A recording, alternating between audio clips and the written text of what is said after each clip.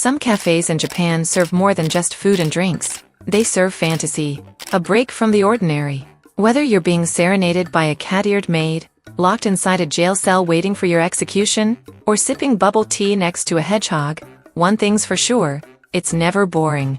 Welcome to the wonderfully weird world of Japanese-themed cafes. To understand Japan's obsession with themed cafes, we have to step back and look at the culture. In a society that often prizes uniformity and reserved behavior, themed cafes provide a playful escape. They're a form of sanctioned escapism, a place where adults can immerse themselves in fantasy, nostalgia, or novelty without judgment. It's no coincidence that the modern themed cafe was born in Akihabara, the epicenter of otaku culture. Here, subcultures thrive, from anime fandom to idol worship. Theme cafes evolved to cater to these interests, becoming stages for performance, creativity, and a touch of magic in everyday life. The first modern themed cafe? That honor goes to the Maid Cafe, which opened in Akihabara in the early 2000s. The concept is simple. The waitresses dress in frilly French maid costumes and treat guests as if they were the masters of a private mansion. But don't confuse this with anything risque. It's not about seduction, it's about fantasy and service. Your omelette is decorated with hearts. You chant spells like Momo-kyun to energize your drink. It's play acting meets hospitality. For otaku and curious tourists alike, it's an immersive theater of cuteness. Want to sip your latte with a sleepy owl perched on your shoulder? Or feed a hedgehog a worm? Japan makes it possible. Animal cafes exploded in popularity in the late 2000s, especially in cities where most apartments ban pets. For many locals, these cafes are the only chance to interact with animals up close. You'll find cafes for cats, dogs, owls, rabbits, goats, snakes, and even capybaras. But not all animal cafes are created equal. Some are well-maintained sanctuaries with vet oversight. Others, less so. That's why we recommend checking reviews and looking for those certified by animal welfare groups. Then there's the genre that takes dinner and turns it into theater. Horror cafes, prison cafes, vampire cafes. The weirder, the better. Take the Vampire Cafe in Ginza.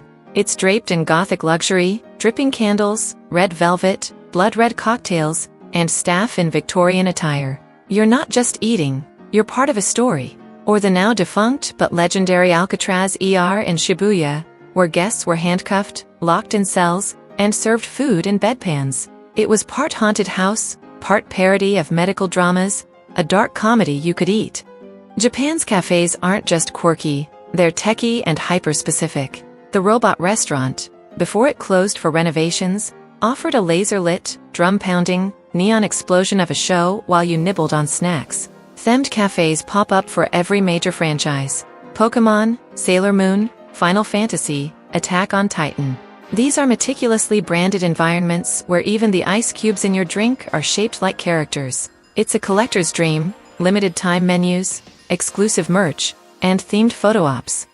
Theme cafes may look whimsical on the surface, but they're complex businesses behind the scenes. They require high overhead, elaborate costumes, constantly refreshed concepts, trained staff, theatrical performances, and all on top of serving food that meets health standards. Add in short shelf lives for pop-up cafes and Tokyo's brutal rent prices, and you'll understand why many cafes come and go within a year. Some founders have spoken about burnout, both from managing novelty fatigue and handling guests who blur the line between play and reality. For workers, especially in maid cafes, emotional boundaries can be tested. So, how do you get in? Here's your Japan Hacks mini guide. Reservations. Many cafes require or strongly recommend them, especially pop-ups. Use platforms like Table Check or Call Ahead. Entrance fees. Expect a cover charge or time-based system, especially in maid or animal cafes. Ordering rules. Many have mandatory food/drink orders. Some don't allow sharing. Photography. Always ask. Some cafes allow only designated photo times. Cash, still king in many quirky cafes, especially older ones. Is it gimmicky? Sometimes. Overpriced? Occasionally. Unforgettable? Absolutely. Japanese-themed cafes aren't just a tourist trap. They're a living expression of creativity, play, and storytelling. Whether you're an anime nerd, an animal lover, or just someone craving a weird adventure, there's a cafe out there that's going to blow your mind. If you've ever been to a themed cafe, drop your favorite in the comments below. Got one on your Japan bucket list? Tell us, we might just explore it in the next video. Until then, stay curious, stay quirky, and keep exploring Japan the smart way. Don't forget to like, subscribe, and ring the bell. We've got more hidden gems and wild adventures coming your way.